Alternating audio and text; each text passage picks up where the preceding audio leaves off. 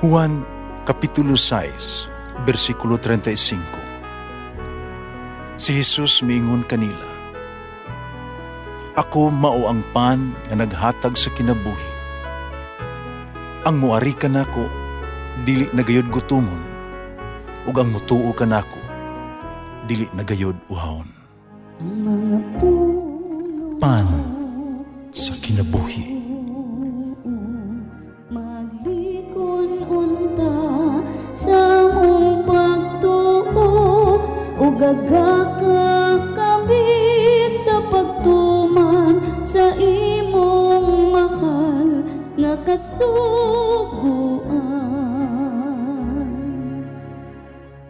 Ang Ginoo man na kaninyo. Santo sa Ebanghelyo sumala ni San Juan. Nagbarog si Maria, naghilak sa gawas sa lubnganan. Samtang naghilak, biduko og mitanaw siya sa sulod. Nakita niya ang duha ka anghel nga nagsulob og puti. Naglingkod sa dapit diin sa Jesus gilubong. Ang usa sa uluhan, ang lain sa tiilan, sa nahimutangan sa lawas. Mingon sila, "Babae, nganong naghilak ka?" Mitubag siya, "Nagikuha nila ang akong Ginoo. Wala ako masayod kung hain nila ibutang." Niini, mitalikod siya, nakita niya si Jesus na nagbarog. Parang wala niya mailhi. Si Jesus mingon, "Babae, nganong naghila ka? Kinsay imong gipangita?" Nagtuo si Maria nga ang hardinero kato. Pusa miingon siya, "Kung gidala siya nimo sa layo, sultihi kog hain mo siya ibutang. Kay kuhaon ko siya." Si Jesus miingon, "Maria." Mitubag si Maria ug miingon, "Rabboni." Sato pa, "Maestro." Si Jesus mitubag, "Ayaw hikap, kaya wala pa ako makasaka sa akong amahan. At tuwa hinuon ang kaigsuunan. Ingna sila na musaka ko sa akong amahan, nga inyo usab nga amahan. Sa akong Dios, nga inyo usab nga Dios." Busa miadto si Maria Magdalena, gibalitaan ang mga tinun-an. "Nakita ko ang Ginoo, ug mao ni ang iyang gisulti." Ang Ebanghelyo sa Ginoo.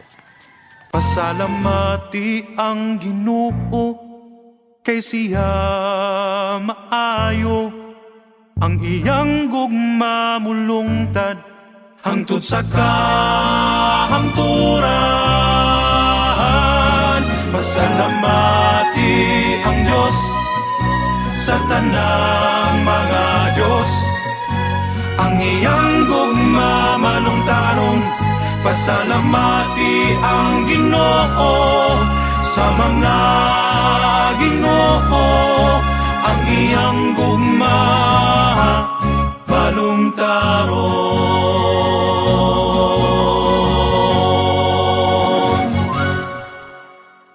Di istoryang giasoy bahin sa usa ka babae nga nangita, nalibong nangita siya sa katipara. Misulod ang iyang katabang, nangutana, "Madam, unsa may imong gibuhat diha?" "Magipangita ako tubag pa sa agalon." "Tabangan ko ikaw, madam," matul pa sa katabang. Hapit usa ka oras ang ilang papangita sa tibuok gidbalay. Gibati na sila og kakapoy. Pangkatabang ng utana, "Madam, sultihi ako pag-usaw. Unsay ato ang gipangita?" "Nangita ko sa kong antipara," matud sa babae. "Buti mo ipasabot kanang imong gisulob karon, madam?" Matud sa katabang. Kung imong babae, "Ay, pagkabuang nako." Atong magbasa karon ang unang pagpakita ni Jesus human sa pagkabanhaw. Ug dinhi ato ang nabasa nga si Maria Magdalena gipangutana, "Nganong naghila ka? Kinsa ang imong gipangita?" Ngayon kini pangutanaha nga giya atong ipangutanas ng kaugalingon, lay pa ning panahon sa pagkabanhaw. naghilak paghihapon kita nga masulubon sa mga paghitabo sa miaging nga kita sa itong kinabuhi ni aging panahon.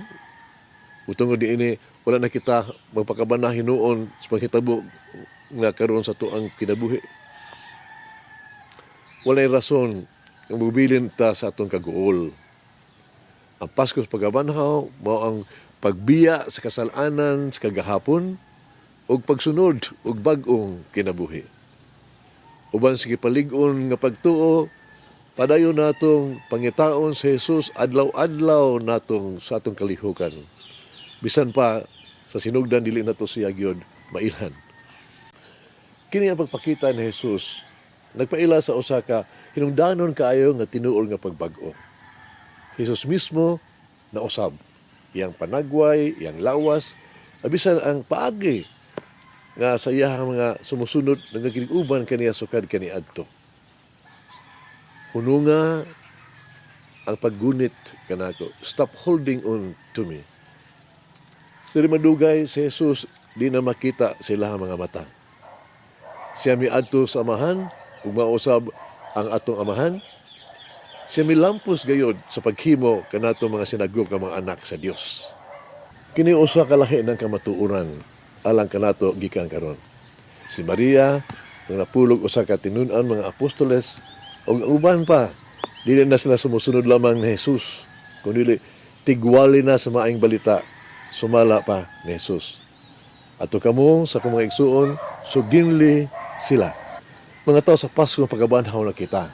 Sama ni Maria, kinahanglan natong ipahayag, nakita ko ang Ginoo. Mag-ampo kita. Ginoo kong Jesus, nabanhaw ka sa bag-ong kinabuhi. Hatagi ako og bag-ong mga mata nga makaila sa imong presensya sa kalibutan sa akong palibot. Hait ito akong pananaw aron ako ang makita lapas ning ordinaryo nga mga panghitabo matag adlaw ug ngadto sa lagsaon nga kamatuoran sa imong grasya. Pasigaang ako ang panlantaw sa kalibutan uban sa bag-o nga paglaom sa pag-abot sa imong gingharian. Pahumukang ako ang pananaw aron akong tan-awon ang uban sa mata nga malumo ug maluluyon nga imong gipakita, kaluoy imong gipakita sa kadaghanan.